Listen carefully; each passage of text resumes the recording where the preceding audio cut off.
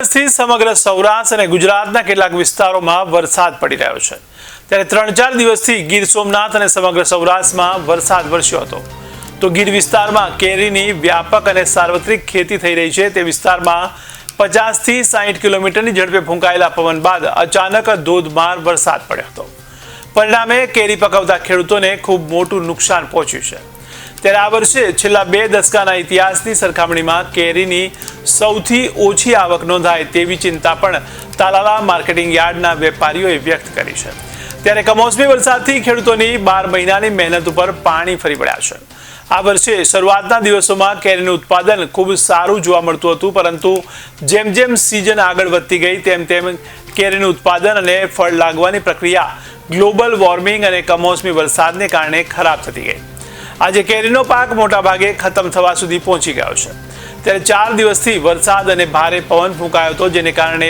પણ 10% કરતાં વધારે કેરી આંબા પરથી ખરી પડી છે જેને કારણે જગતનો તાત ચિંતિત પણ બન્યો છે। મારું નામ કમલેશ ધનજી ગધેસરિયા, મારું ગામ ધાવા। મારું કહેવાનું એવું છે કે વર્ષોથી આ ગીર પંથકની બાગાયત વિભાગની એક માંગ છે ખેડૂતોની કે આને પાક વીમામાં સામેલ કરવામાં આવે તો પાક વીમામાં સામેલ કરતા નથી, બરાબર। અને આમાં ખેડૂને અત્યારે જો આ પ્રોબ્લેમ ભયંકર થયો છે ગ્લોબલ વોર્મિંગને કારણે 20% પાક હતો એને સર્વે કરવામાં આવેદનનું પત્ર કાપી અને ઠાક્યા છે અમે અને હવે બાકી રહ્યું તો પાછો કમોસમી વરસાદ થયો, કમોસમી વરસાદને કારણે ભયંકર પાછી નુકસાની થઈ અને તોય છતાં હજી બાગાયત વિભાગની અંદરથી કોઈ એવું જાહેર કરવામાં પેકેજ આવતું નથી કે ખેડૂને કે ભાઈ આને પાક વીમામાં સામેલ કરીએ અથવા પેકેજ આપી અને ખેડૂતને આની અંદરથી ઉગાડવામાં આવે। આ ખેડૂતોને એક મારી નાખવાનો એક પ્લાન કર્યો છે સરકારે કે આને બાગાયતની અંદરથી ખતમ કરો, આ પર્યાવરણ જાળવી અને ખેડૂત આજે બેઠા છે અને છતાં આજે તમને કોઈ આવા નુકસાનીનો કોઈ રાહત પેકેજ આપતા નથી અને કોઈ પણ નેતા બહાર આવતા નથી। અત્યારે ભૂગર્ભ થઈ ગયેલા બહાર નીકળીને હવે વારે આવો ખેડૂને, આવી માંગ છે મારી।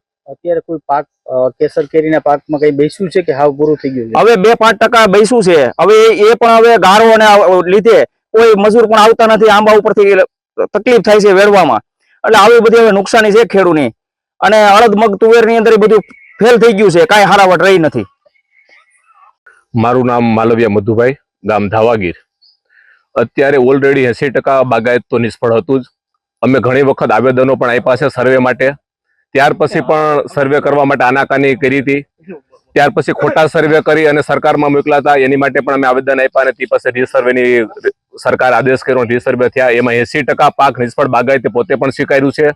તેમાં 20% કેરી રહી હતી, એમાં પણ કમોસમી વરસાદ 4 દિવસથી આવ્યો, 4 ઇંચ જેટલો વરસાદ, નદી નાળા પણ આવ્યા છે, પવન સાથે હતો એટલે કેરી જે 20% હતી એ કેરી પણ ખરી ગઈ છે અને જે 5% કેરી રહી છે એમાં અત્યારે સીતરી અને સોનમાખના હિસાબે આવી કેરી સડવાનો પ્રશ્ન થાય, એ કેરીઓ માર્કેટમાં નહીં ચાલે। એટલે સરકારશ્રીને અમારી વિનંતી છે કે રાહત પેકેજ આપે। જે ઉભા મોલ છે, જે બાજરો છે, તલ છે, એ પણ નિષ્ફળ ગયા છે। હવે આઈને જે રાજકારણી માણસો છે, સાંસદ છે, ધારાસભ્ય છે, એને પણ મેં રજૂઆત કરી કે તમે ઉપલા લેવલે તમારા સરકારમાં જે બેઠા છો તમે રજૂઆત કરો કે રાહત પેકેજ જાહેર કરે અને ખેડૂતે કાંઈ ના કાંઈ થોડા ઘણે જે કાંઈ આવતું હોય એના ભાગની અંદર એટલી રાહત પેકેજની જાહેર કરે એવી અમારી વિનંતી છે। મારું નામ મિલન ઠુમર, ધાવાગીર, તાલુકો તાલાડા।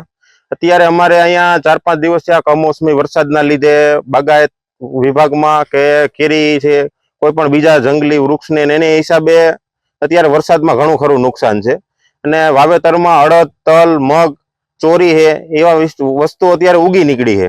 પાક ઉપર આવવાના સમયે વરસાદ આવી ગયો છે તો સરકારશ્રીને એટલી અપીલ છે કે વહેલી તકે આનું કોઈ પણ બજેટમાં કે અહીંયા ગીર વિસ્તારમાં કે ટોટલી સૌરાષ્ટ્રમાં જ્યાં પણ નુકસાન થયું હોય એ એરિયામાં આનું ટૂંકમાં વિતરણ કરે, સર્વે કરી અને તેનું નિરાકરણ કરે અને યોગ્ય જવાબ આપે સરકારે।